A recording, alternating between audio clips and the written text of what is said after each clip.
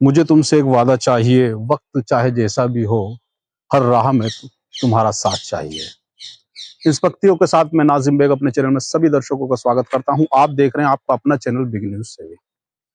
क्या आपने कभी सोचा है कोई पत्नी जो करवा चौथ का व्रत रखा करती थी, वो अपनी पति के साथ ऐसी दर्दनाक घटना को अंजाम दे सकती है जिसके बारे में अभी हमने कभी कल्पना भी नहीं की हो। एक वो पत्नी जो कभी हर करवा चौथ पर अपने पति की लंबी उम्र के लिए दुआ करती थी, व्रत रखा करती थी। क्या आपने कभी सोचा है कि एक इंजीनियर जिसकी आंखों में सपने होते हैं, यूपीएस की तैयारी कर रहा था, अफसर बनने के सपने देख रहा था, अपनी बहन की खुशी के लिए उसने अपने बहनोई के साथ ऐसी दर्दनाक घटना को अंजाम दिया, ऐसी दुस्साहस घटना को अंजाम दिया जिसके बारे में हम कभी सोच नहीं सकते। घटना में अंजाम देने के लिए वो शातिर सारी चीजें अपनाई जो कि शायद वो जानता भी था, क्योंकि वो तैयारियां कर रहा था। उसने एक साइकिल का इस्तेमाल किया, क्योंकि हम देखते हैं कि इस तरीके की घटनाओं में कभी साइकिल वालों पर किसी का भी ध्यान नहीं जाता। उसने साइकिल का इस्तेमाल किया, साइकिल खरीदी, मास्क लगाया, कैप लगाया, ताकि अगर वो सीसीटीवी में आ भी जाए कहीं तो पहचान में नहीं आए। लेकिन कहते हैं ना कि जब पुलिस अपनी तत्पर आती है तो वो सब कुछ खोल के रख देती है। पुलिस के लिए चुनौती बनी घटना, अपने सब इंस्पेक्टर पीएससी में तैनात उसको ने मात्र कुछ ही दीपावली के कुछ ही दिन बाद खोल दिया। हाल ही में एक घटना आपने सुनी होगी, लखनऊ में पीएससी कैडर के सब इंस्पेक्टर सतीश कुमार के साथ दीपावली के दिन ऐसी एक घटना घटी जिनमें उनकी जान पर आग बनी। सब इंस्पेक्टर सतीश कुमार की पत्नी वंदना ने दीपावली का ही दिन क्यों चुना? क्योंकि वो चाहती थी कि जो गोली की आवाज है वो पटाखों में तब्दील हो जाए, कोई शोर शराबा ना हो, किसी को पता ना चले। लेकिन जब कहते हैं ना कि जब बुरा समय बुरा वक्त आता है तो वो सारी चीजों को आपके विपरीत कर देता है। ऐसा ही इस घटना में भी हुआ है। इंस्पेक्टर सतीश के साथ हुई वारदात को, घटना का खुलासा करने के लिए पुलिस उत्साहित थी। पुलिस चाहती थी कि जो हम औरों की घटना खोलते हैं, लेकिन ये तो हमारे सब इंस्पेक्टर की घटना है, इसको हमें जरूर खोलना है। वो बारीकियों पर ध्यान दे रही थी। बताया जाता है कि इस घटना को खोलने के लिए कम से कम 400, लगभग 400 के सीसीटीवी कैमरे के फुटेज खंगाले गए, तब जाके हल्के हल्के क्लू पर वो पहुंच पा रहे थे। जब इस बारे में पत्नी वंदना से बार बार पूछा जा रहा था तो वो एक ही बात का जवाब दे पा रही थी कि मेरा पति सतीश आशिक मिजाज था, तांत्रिक विद्याओं में लिप्त था। वो किसी खजाने की भी बात किया करता था कि एक ऐसी लड़की चाहिए जिसके बदन पर कोई दाग या तिल, कोई निशान ना हो, जिससे कि तांत्रिक विद्या में उसे आसान और एक खजाना भी मिलेगा। खजाने के लिए वो अपनी पति को बार बार नई लड़कियों से मिलने की बात कहा करता था। बताया जा रहा था इस बात को लेकर पत्नी वंदना काफी परेशान थी। वो इस बात को, उसका ये कहना भी है कि छोटी बेटी या घर में कोई भी हुआ करता था, वो सतीश किसी भी लड़की को लेकर घर आ जाया करता था। इससे सभी लोग परेशान थे। इसने जब अपनी सारी कहानी अपने भाई को बताई, भाई देवेंद्र को बताई, तो वहीं से एक ताना बाना बुनना शुरू हो गया। हम बताते चले कि देवेंद्र जो कि इंजीनियर था और यूपीएससी की तैयारी कर रहा था, आंखों में बड़े सपने थे, उसके बड़े अफसर बनने के सपने थे। उसने अपना शातिर दिमाग लगाना शुरू कर दिया। सबसे पहले उसने अपने बहनोई की कार में ट्रैकर लगाया, जीपीएस ट्रैकर लगाया, जिसके लिए उसने एक नया फोन खरीदा। अलग नंबर से उस जीपीएस को ट्रैक करना शुरू करा, कहां कहां उसके बहनोई सतीश जाते हैं, कहां कहां रहते हैं, वो सारी घटनाओं पर बारीकी से जानकारी करना शुरू कर दिया। सब कुछ पीछा करने के बाद उन्होंने एक दीपावली का दिन चुना, वो दिन जब फिर पूरे देश में शोर शराबा रहता है, ताकि हम इस दिन को, वो घटना को अंजाम देंगे जिससे कि किसी को पता भी नहीं चले। ऐसा ही हुआ। बहनोई अपनी बहन यानी कि वंदना अपनी पत्नी सतीश अपने पत्नी वंदना के साथ जब वापस किसी अपने परिचित के घर से लौट रहे थे, तो अपने घर पर जैसे ही पहुंचते हैं, एक आवाज शुरू आती है, एक के बाद एक के बाद एक आवाज आती है। सतीश वहां निढाल होकर गिर चुके थे। पत्नी उसका थोड़ी देर बाद गाड़ी में से निकल कर आती है, वंदना, और वो देखती है कि उसका पति नीचे निढाल पड़ा।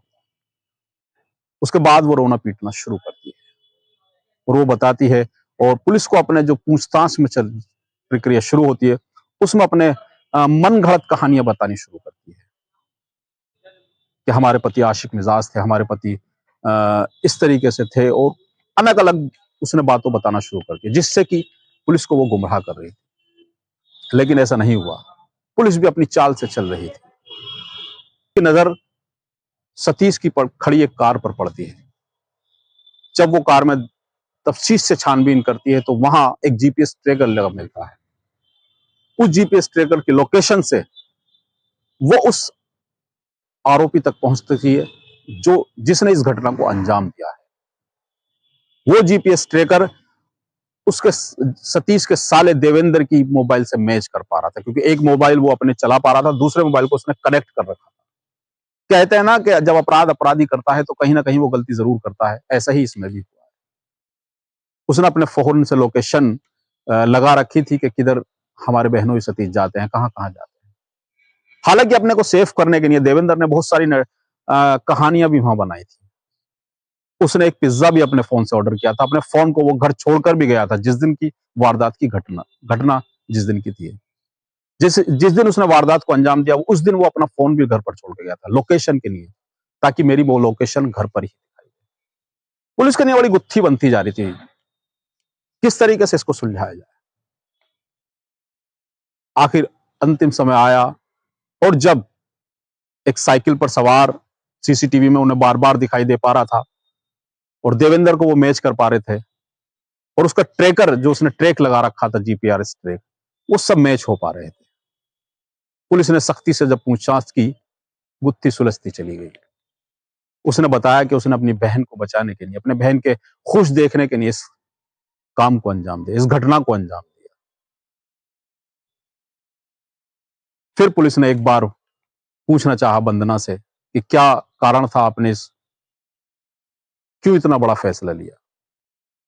तो उसने बताया कि मेरा पति आशिक मिजाज थे, नई नई लड़कियों के साथ वो आता जाता रहते थे, घर में कोई भी हो, परिचित हो, तब भी उनको आना होता था। वो तांत्रिक विद्या में लिप्त हो चुके थे, वो खजाने की बात किया करते थे। लेकिन इन सब से हम परेशान थे, सब घर परेशान था। आसपास में नगर में आसपास के रहने वालों में चर्चाएं थी। मजबूरन मुझे इस कदम को उठाना पड़ा, लेकिन यह कदम ठीक नहीं था। यह कदम ठीक नहीं था जो कि वंदना और देवेंद्र ने उठाया। आज दोनों ही पुलिस की हिरासत में है, अपना जुर्म कबूल कर चुके हैं, और वो बता रहे हैं कि किस तरीके से उन्होंने घटना को अंजाम दिया था। उनको उनके किए की सजा भी मिली। पुलिस द्वारा सतीश का एक सम्मान भी किया गया है, जो कि पुलिस टीम में होता भी है। तो ये थी सतीश और वंदना और देवेंद्र की कहानी। किस तरीके से वंदना और उसके भाई देवेंद्र ने सतीश को उस अनचाहे अंजाम तक पहुंचाया, जिसकी उसने कभी कल्पना भी नहीं की थी, कि मेरी ही पत्नी, मेरा ही साला, मेरी ही मौत का जिम्मेदार भी होगा। तो हमारा इस घटना और इस खबर को दिखाने का उद्देश्य केवल इतना है कि कोई भी हो सकता है, आपके साथ जो घटना घटित हो सकती है, कोई भी कभी भी हो सकता है। खबर इस घटना को दिखाने का उद्देश्य केवल इतना है कि आप सतर्क रहें, सावधान रहें, जिससे कि आपके आसपास जो घटनाएं होती हैं, आपके जो आसपास परिचित होते हैं, वो भी आपके जान के दुश्मन हो सकते हैं। तो चलिए, थी सतीश, वंदना और देवेंद्र की कहानी।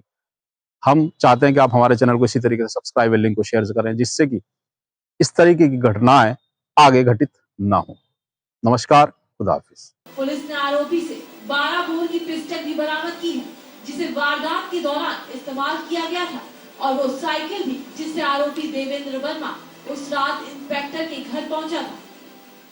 इसमें जो मुख्य आरोपी है उसका नाम है देवेंद्र वर्मा। वो मृतक का साला है, और जो षड्यंत्र में उसकी सह अभियुक्त है वो मृतक की पत्नी है भावना वर्मा। इन दोनों को गिरफ्तार किया गया है। मुख्य आरोपी देवेंद्र की निशानदेही पे जो असलहा उसने इस घटना को कारित करने में अंजाम दिया था, वो असलहा एक अवैध तमंचा और एक अवैध पिस्टल पुलिस ने बरामद किया है।